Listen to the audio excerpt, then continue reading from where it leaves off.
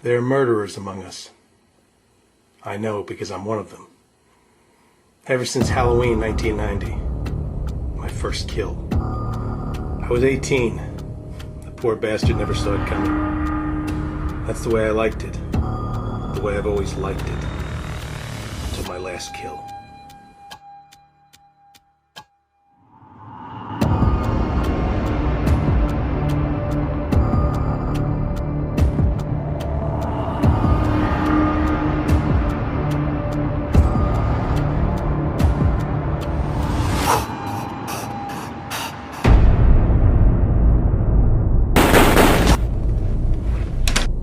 He walked in the door of his own house, and he looked right at me.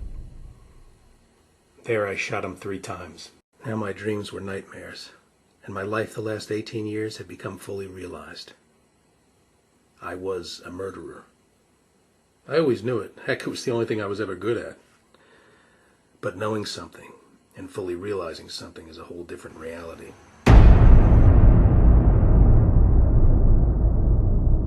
I found myself driving past the house I made my first kill at. I even soon found out the family was away in Europe, so I did the unthinkable. I broke in to visit the place I first took someone's life. I don't know why. Freud said we're always trying to reconnect with our past, whether good or bad, like the woman who seeks out violent men because her father used to abuse her. What the hell was I doing?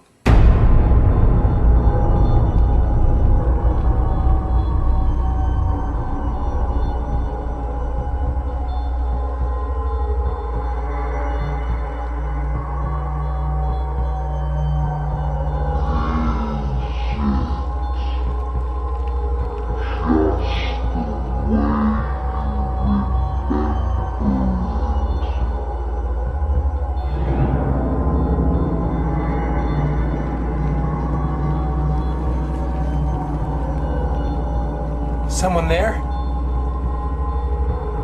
Is it just the way you remember it? The day you became a murderer. You're a killer. You can't get away from yourself.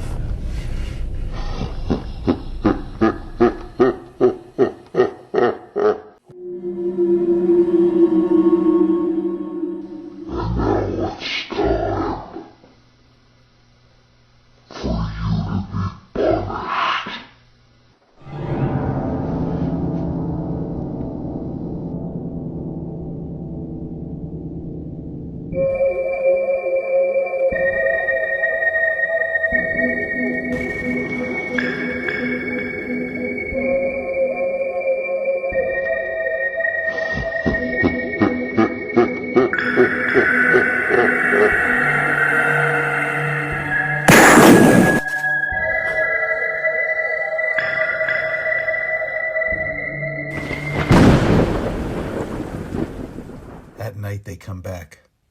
Random people I've killed over the years, even though I haven't killed anyone in 16 years. They come back.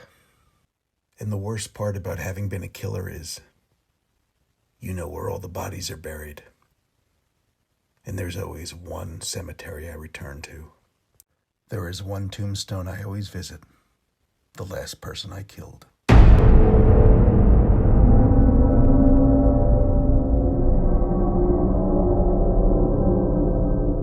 It's been a haunting and lonely existence for the last 16 years. But you learn to make do. You have your favorite restaurants, your favorite places to go and think. And I usually pick times to go out to eat when no one is there. I remember what it was like being a killer. You become part of the scenery so you can just observe people. People who had no idea they'd be dead that very day. And I got paid well. So well, in fact, that 16 years later I can still live comfortably. So I hang out at the mall and I just watch people. And I wonder about their lives. I wish them no harm. I still can't believe that I used to kill them. But I did. I was so cold from the very first kill. But when I returned there after my last kill, I just didn't see it the same.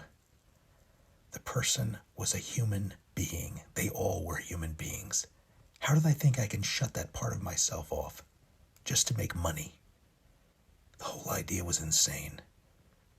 And I went insane when I went back to the house that day. I heard voices. I saw ghosts. I saw myself killing myself. And that was the day I stopped killing for good. But things have a way of catching up with you when you least expect it. I wasn't completely alone. I had one lifeline. My nephew. We met on this day in honor of my brother, his father. It would be a day to remember. I can't believe it's been 2 years. It felt like it happened yesterday. Yeah. Your dad was the greatest big brother I ever had. The other one, well, we know about Uncle Tim. That's a whole other story. And this is where he'd be today, too. Betting on long shots. Oh, of course. Well, it runs in the family. Oh, of course. So how are you doing? Pretty good? I'm doing well. It's, it's tough sometimes, and, we think back to the good old days when coming back to this place. Yeah, it brings it all back, doesn't it? It's really tough. But, gotta move on, and he would want us to be here and remember him in the good old times. Absolutely. Come by the stands the first time, reaching for heaven, leads by about a length and a half, right about what's now, racing the ring, after about 2.5 I guess we didn't have any luck today, huh? Nah, if Dad were here, He would have called about 2 winners right there. at least. Man. He bet like no one else's business. And he man. always won. Yes, he always did. won. So did you hear about Mr. Fox? Fox? No. What? I found out he got shot 6 times in his own home. Are you serious? Fox was a friend of the family, which is why my nephew knew who he was. But what my nephew didn't know is that I worked for him. Fox was the one who used to pay me to kill people. And Fox was not happy 16 years ago when I quit. But he understood. And now Fox had been killed execution style in his own home. What the hell was going on? Well, it really was great to see you. You too. It was great seeing you. We shouldn't wait another year for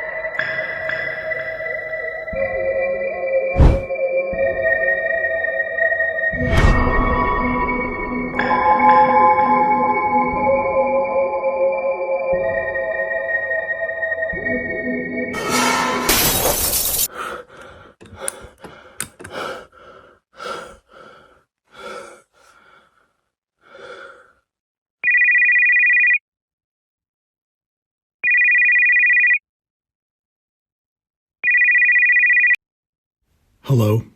I'm sorry about your nephew. I lost a son. I know how it feels. Who is this? It's not important. But what is important is that I worked for Fox, just like you used to do. That was a long time ago. What do you want? I heard the police say on the news they thought your nephew's shooting was random. Do you believe that? No, I don't.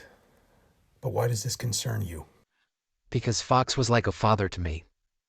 He was recruiting a new guy, a sharpshooter. I didn't trust him. He had a meeting with Fox the day Fox was murdered. The sharpshooter's name was Bill Maxton. Does that name sound familiar? His father must have been John Maxton, the last man I killed. Fox used to talk about you. Said you were the best. And then you just left. That's right. I was done with killing. But not anymore. John Maxton was a lowlife, and he owed a lot of bad people money. I went to kill him. He wasn't even there. He was out taking a walk.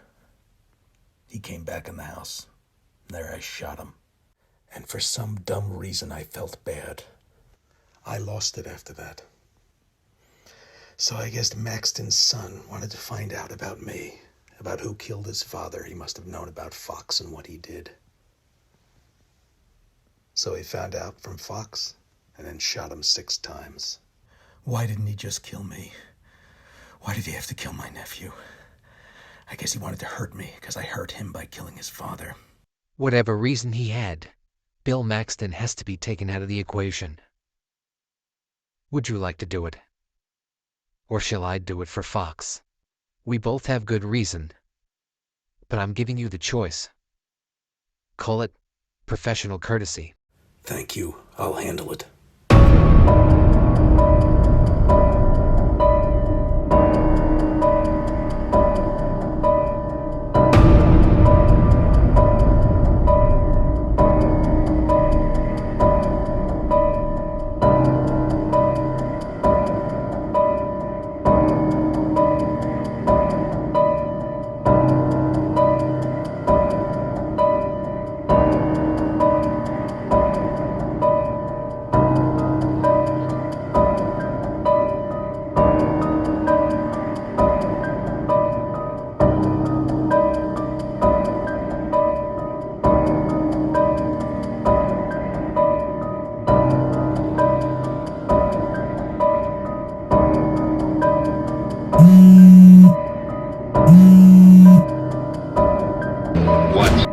You're fucking dead.